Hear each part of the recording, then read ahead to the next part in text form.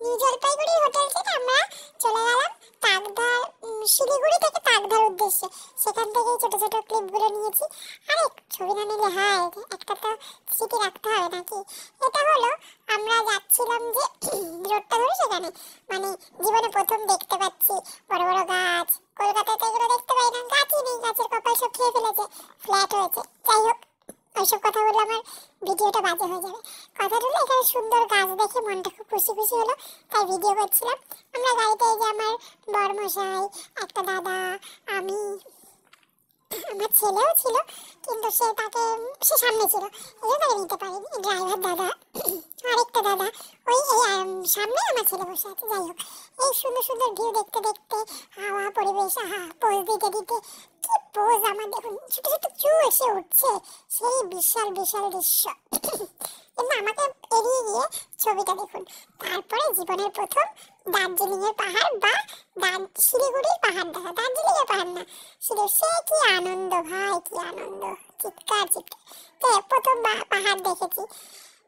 একটা জায়গায় দাঁড়ালাম ডাব খেতে, ডাব তো খেতে হবে, ডাব না খেলে তো গলা শুকিয়ে যাচ্ছে, এত রৌদ্র।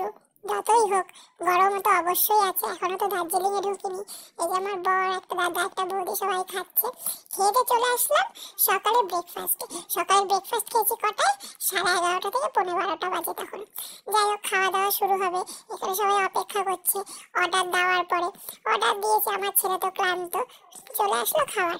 4টে করে পুরি, আলু, আর কি আসলো, আর কিছু আসেনি। এই খাওয়া দাওয়া করে আবার রওনা দিলাম। চলছে পাহাড়ে, তো পাহাড়ের পর পাহাড়। এটা হলো তিস্তা নদী। তিস্তা নদী দেখতে দেখতে 4 ঘন্টা জার্নি ছিল, মানে 4 ঘন্টা যা যা পেরেছি সব তুলেছি। চলে আসলাম চা বাগানে। একটা চা বাগান, নাম বলতে পারবো না।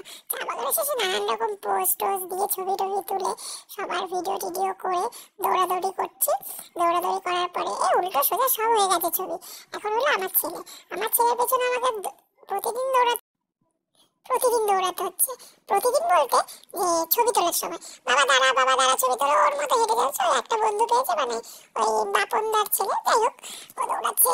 আর আমার হাজবেন্ডের যে স্যার, উনি বলছে এদিকে আসো, এদিকে আসো, হেভি ভিউ, হেভি ভিউ, ওই দূরে পাহাড় দেখতে পাচ্ছ, ওই ভিউটা নিতে হবে। আমি হাল ছাড়বই না, আমি ওকে ভিডিও করবই, সে যাই হয়ে যাক। সবকিছু সেরে টেরে আবার গাড়িতে উঠলাম। গাড়িতে উঠে চায়ের বাগান যথারীতি ছবি তোলা শুরু করে দিয়েছি, ভিডিও করা শুরু করে দিয়েছি। এর মধ্যে প্রচুর ছবি আছে, যাই হোক ছবি দিয়ে আর বিরক্ত করবো না, নিজেকেও ভালো লাগে না এত বকতে। চায়ের বাগান, চায়ের বাগান, চায়ের বাগান। যদি চা পাতা তুলিনি, পরে তুলবো, এটা ভালো করে মুড়িয়ে দুমড়িয়ে তুলে নিয়ে চলে আসবো। কিন্তু যাই বলো, ভিউটা অসাধারণ অসাধারণ, আমার কাছে স্বর্গ ছিল আমার দেখা প্রথম। এবার খেতে চলে আসলাম, মানে খেতে আসলাম না, কথাটা হলো চলে এসেছিলাম আমরা হলো ভিউ দেখতে দেখতে আমাদের হোটেলে। এটা হলো লাঞ্চ রুম। এখানে আমরা গেলন খাবো, মানে দুপুরে লাঞ্চ, ভদ্র ভাষায় বলতে হয়। এখানে হলো সবাই আমরা বসে, সবাই না, এখানে কিছু জন আছে, কিছু জন অন্য জায়গায় লাঞ্চ রুমে আছে। লাঞ্চ রুমটা তো ফাটাফাটি, জাস্ট ফাটাফাটি। লাঞ্চটাও ফাটাফাটি ছিল। পেটে খিদে, ফ্রেঞ্চ ফ্রাই, স্যালাড, ডাল, একটা ভাজা, পাঁপড়, শাকা, সাদা ভাত, আর ডিমের ঝোল ছিল, কারি ছিল। খাওয়াটা মানে খুব তৃপ্তি করে খেয়েছিলাম। খাওয়া দাওয়া সেরে জল টল খেয়ে, জলের মগটা রাখে তো, জলের মগ কিন্তু অন্য কিছু ভেবো না। আমার বর্মশাইকে একটু পোজ দিচ্ছি, পোজ দেবে না, কিছুতেই দেবে না, ঘুরে আছে, ঘাড় ঘেরিয়ে ওদিকে তাকিয়ে আছে। দেবে না আমার কি, আমি তো আমার কাজ করেই যাবো। যাওয়ার পরে ছবি টবি তুলে, এখানে হলো যে হোটেলে আমি আছি সেটা, হোটেল বলতে তো হোম স্টেজ বলে।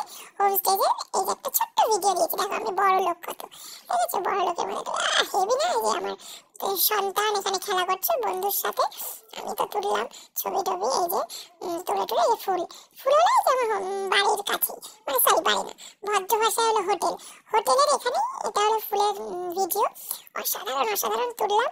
তুলে বিকেলটাকে ফুলের ভিডিও দিয়ে শেষ করেছি, আর কিছু তুলিনি। আমি এত বড় ইউটিউবার না যে আমি আর ভিডিও পাইনি। আজকের দিনটা এখানে শেষ করেছি, রাতেরটা আবার পরে আসবে। দিনের ভিডিওটা আমি এখানে শেষ করেছি। টাটা।